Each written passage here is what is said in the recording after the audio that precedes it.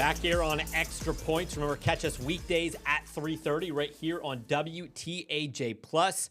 Joe Battista, Penn State hockey coach from 1987 to 2006. He's also the godfather of Penn State hockey. I mean, if you take this guy, a godfather is one word. If you take this guy to Maury and it's up against Penn State hockey, it's going to come back. You are the father of this program. Joe, you have met so much. You coached this program for 30 years. You helped establish the donation that got Penn State from club level to Division I level. How amazing has this transformation been to watch from your perspective? Indescribable. So many people before me, during my time, both as a player and as a coach, have influenced, the circumstances that led to, that perfect intersection of Terry Pegula and Kim Pegula's love of hockey and passion for Penn State.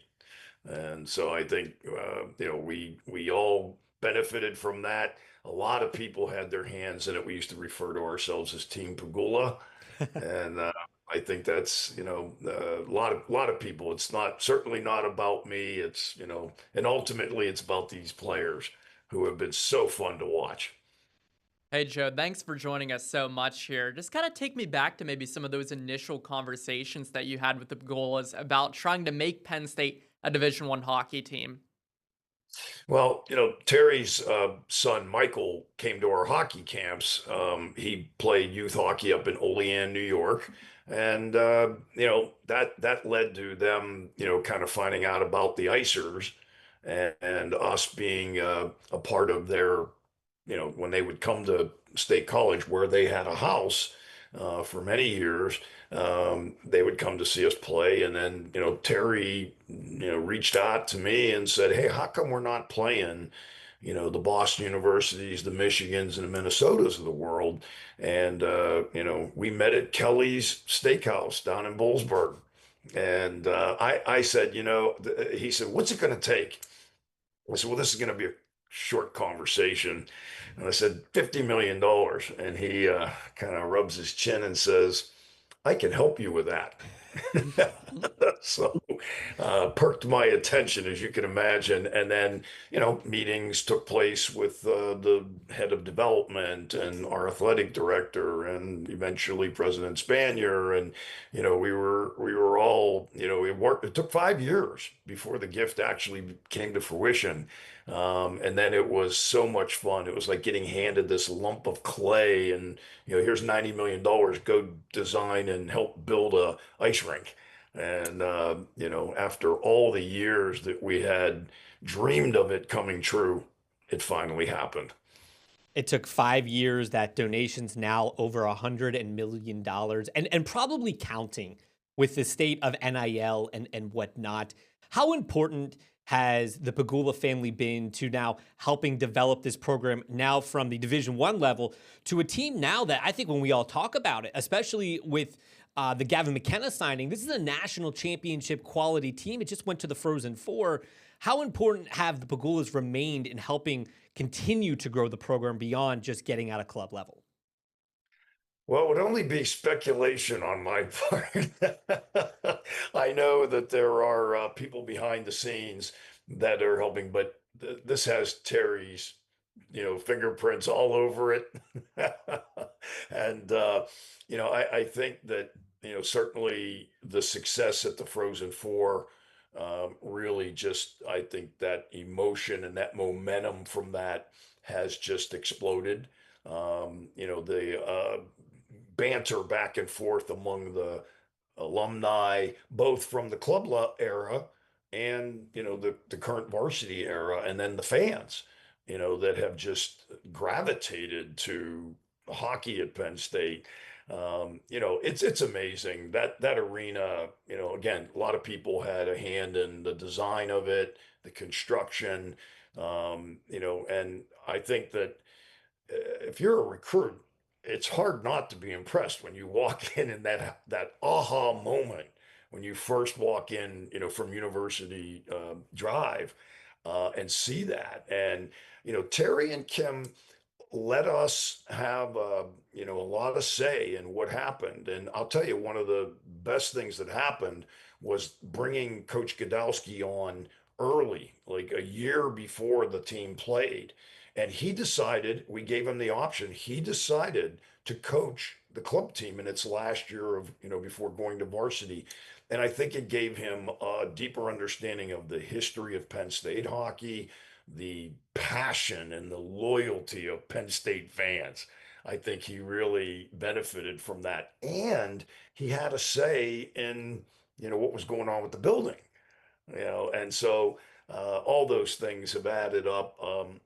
You don't just jump into a league as competitive as the Big Ten and all of a sudden just start winning, and I think that I look back and go, okay, if it weren't for COVID, I think this team would have made the Frozen Four back in the 2020 season.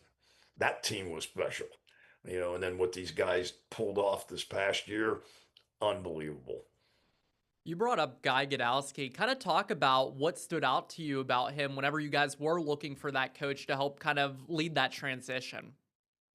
Well, I think this was, a lot of people wanted to be the coach of this team. And so when we were interviewing coaches, you're looking for somebody that understands that you're going to have to build take that kind of cult following that we had with the Icers, which was, significant. We used to sell out Greenberg and, you'd have 1,500 people crammed in there. And we used to call it the Thunderdome. And it was a lot of fun for the people who had experienced that. But that was just a preliminary, to what was coming. And I think he understood, that you had to, tap into the 700,000 living alumni, at Penn State, that you had to include the guys who were part of that club program. He knew what it was going to take, that this wasn't something that was going to happen overnight. I was very impressed with his plan for recruiting, that, you're not going to just give, 18 scholarships out that first year. You had to spread it out, so that you could kind of build the program up. And we took, when I met with Guy, I called up Terry, who at that time was with his wife in Philadelphia, with the Sabres, watching them play the Flyers in a playoff game. And he said, well, why don't you two jump in a car and drive down here to the game? I'll leave some tickets for you. So, I mean, literally, we jumped in our cars, drove down there, met with them in their suite. I was walking around nervously in the back while they were conversing. And then about a half hour later, Kim Pagula comes walking up the steps and goes, "Guy's our guy." And, that was like, wow, all right, this is some, he just has so much energy, so much passion. The players love him, the alums love him. I think it's going to be neat to see his son, Mac, who we watched grow up in, State College there and playing, amateur hockey, and then, went on to play for the Penn's Elite. And, that's a program I had roots in back in the early 80s. So there's all these intersections of so many cool stories that have happened. And like I said, you look back at the guys I played with, the guys that came before me, because while I appreciate, being given the moniker, Godfather, there's guys like Roy Scott and Dr. Larry Hendry and, Daryl Morisi and, Reds Davidson, and the guys that were here in the early, Bill Charles, guys that were here in the early 70s. And then Morris Kurtz, a lot of people don't know this, Morris Kurtz and Herb Brooks founded the program at St. Cloud State University. Okay, well, I brought Morris in to help me as a consultant, and then he ended up staying on for a couple of years when I left to work for the Pagulas in Buffalo. So, and he was the club hockey coach in the mid 70s. So this is just, there's so many cool little stories out there, and not the least of which is like I said, you've got Guy who built programs at Alaska Fairbanks, took a program at Princeton and took it to, the NCAA tournament. He knew how to build programs, and that's what impressed us the most about him. You mentioned the Greenberg Ice Pavilion. I was a Penn State student, graduate 2011. I remember watching hockey games in Greenberg, and I'll never forget how pink the lighting was in that arena. It was that warehouse orange pink color, and it was just hard on your eyes and hard to adjust until you got adjusted. But it's funny, Joe, you had mentioned about so many people wanted to coach this program. You had been out of coaching for a couple years when it finally switched over to Division One. Do you ever regret not being the person to come back? And do you ever regret not getting a chance to coach a game in Pagula? It would have been, I don't say regret because I knew, and Mr. Bergola made it pretty clear to me that if I wanted to, he would go to bat for me, with the athletic department personnel. And I said, Terry, here's the problem. I've been out of that level of recruiting. I would have to rebuild my network because I stopped coaching in 2006. This didn't happen until 2011. And that's a long time to be out of that. And my wife, I think, would have liked me to have given it a shot. She always said that my first best destiny was to coach, and I loved it, but I really believed I had to step back. It wasn't about me, it was about what was best for the program. And I think me being there as an associate athletic director, I was able to be the champion off the ice for the hockey programs and the arena itself. And at least every time I drive past Pagula Arena, I just have a big smile on my face, and it's kind of cool to be able to, because I was a Lion ambassador when I was a student, and it was really cool to be a part of that, and then now you feel like you've left something behind as a legacy. You've pretty much done it all in the sport of hockey, from stuff on the business side to coaching. What's been your most favorite gig that you've had so far in the sport? It is so hard to pinpoint one thing. It really is.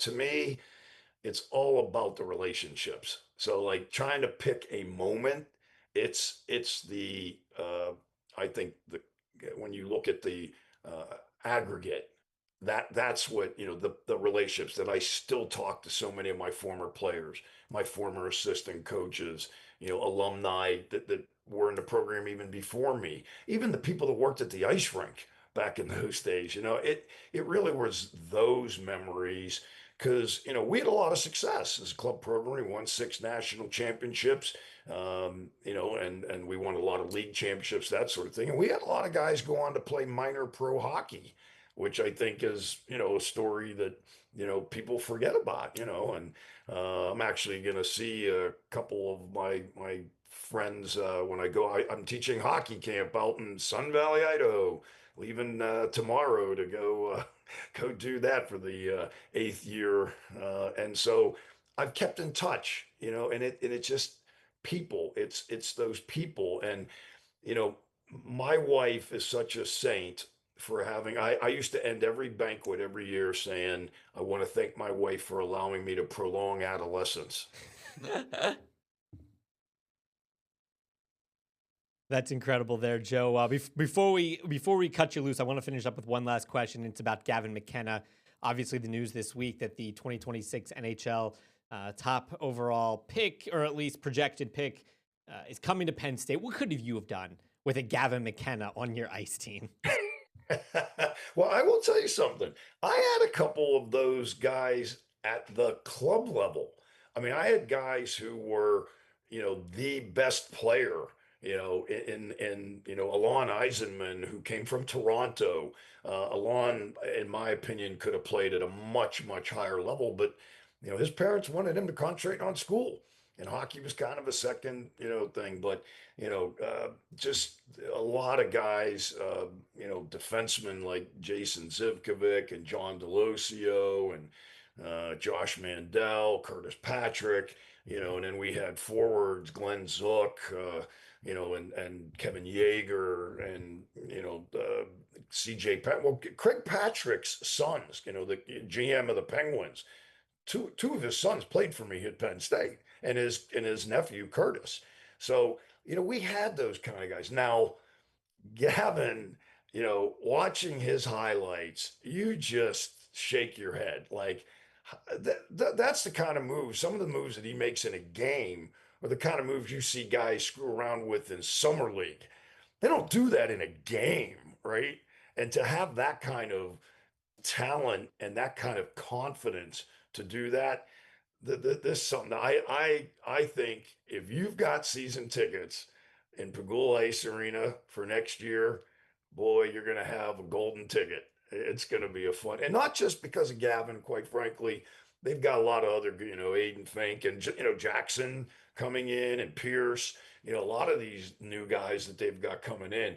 It's going to be so much fun to watch this team. And, I can't say enough, about all the people that have been a part of Team Pagula and, and really Coach Godowski, those young men, boy, when that goal was scored, when Matt scored that goal to send the team into the Frozen Four, I literally leaped out of my seat, grabbed my wife, was jumping up and down. It was as though we hit the lottery. And, that was just, spontaneous and just the overcome with emotion. So at any rate, I could go on and on, as most people who know me, but thank you guys so much for having me on, give me a chance to tell a little bit about the history. Yeah, thanks so much, Joe. And I do have one final question for you here. Just quickly, just kind of give your thoughts on what Penn State landing a recruit like Gavin McKenna can do to help build the program and have it grow even more in the near future. Well, all it takes is that first, NHL guy up on the wall that sticks. We've had a couple players that have had their cup of coffee in there. It's just legitimizes something that we already knew was legitimate, but now the rest of the hockey world knows it, right? And I think that when you get the kind of publicity that's going to come along with him and some of the other guys that got drafted in the first and second round, that's a game changer. And again, hats off to Coach Godowski, his coaching staff. They are great guys. They have so much energy, and I can't wait to watch this team play.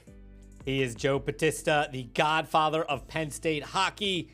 Joe, we really appreciate you hopping on to talk about the history of this program and the trajectory it's now going. Here over the last several months, we've really seen it catapult onto the national stage. Joe, appreciate it. Thank you, guys. See you, Andrew. See you, Riley.